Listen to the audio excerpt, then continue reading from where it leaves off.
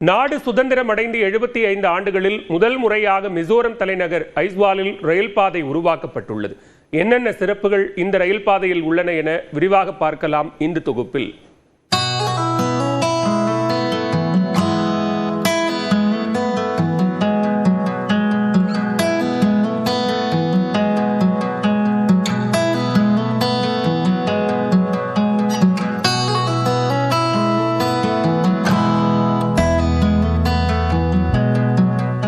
இந்தியாவின் வடகிழக்கு பகுதியில் அடர்ந்த வனப்பகுதிகளுடன் இயற்கை எழில் கொஞ்சும் மாநிலமாக மிசோரம் காணப்படுகிறது.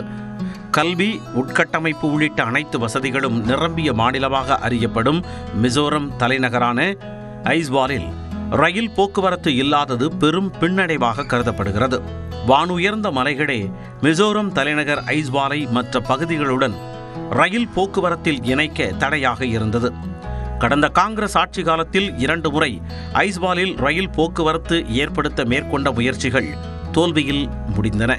இருப்பினும் கடந்த 2014ஆம் ஆண்டு பிரதமராக பதவியேற்ற நரேந்திர மோடி அந்த ஆண்டு நவம்பர் மாதம் மிசோரம் தலைநகர் ஐஸ்வாலுக்கு பக்கத்து நகரமான சைராங்குடன் இணைக்கும் ரயில் பாதை திட்டத்திற்கான அடிக்கலை நாட்டினார். தொடர்ந்து 11 ஆண்டுகள் கொரோனா, பருவநிலை மாற்றம் உள்ளிட்ட பல்வேறு பேரிடர்களுக்கு மத்தியில் பாலத்தின் கட்டுமான பணிகள் நடைபெற்றன.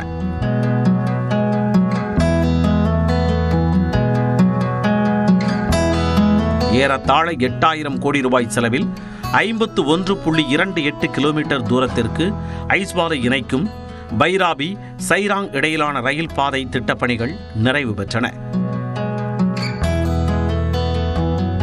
ரயில் பாதையில் 55 பெரிய பாலங்கள், 87 சிறிய பாலங்கள் மற்றும் 48 சுரங்கப் பாதைகள், 5 ரயில் நிலையங்கள் அமைக்கப்பட்டுள்ளன.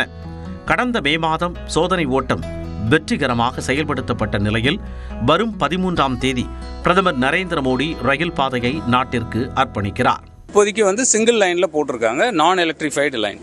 கிட்டத்தட்ட 46% லைன் எக்ஸிஸ்டிங் ஒரு பிளைனாக இருக்க இடத்துல போடாமல் கட்டிங் இருக்கிற மலையை சுரங்க மாதிரி இல்லாமல் 2 பக்கமும் கட் பண்ணி ஓப்பனான சுரங்க மாதிரி இருக்கும் கட்டிங்கிறது. ஸோ அதை வச்சு கொடுத்துருக்காங்க. கிட்டத்தட்ட 43% நமக்கு ஒரு 25 கிலோமீட்டர் கட்டிங் பண்ணி பண்ணப்பட்டது. புதிய ரயில் பாதை பயன்பாட்டிற்கு வரும் நிலையில் அசாம் மாநிலம் கவுஹாத்தி ஐஸ்வால் இடையே உள்ள 18 மணி நேர பயணம் 12 மணி நேர பயணமாக குறையும் என தெரிவிக்கப்பட்டுள்ளது.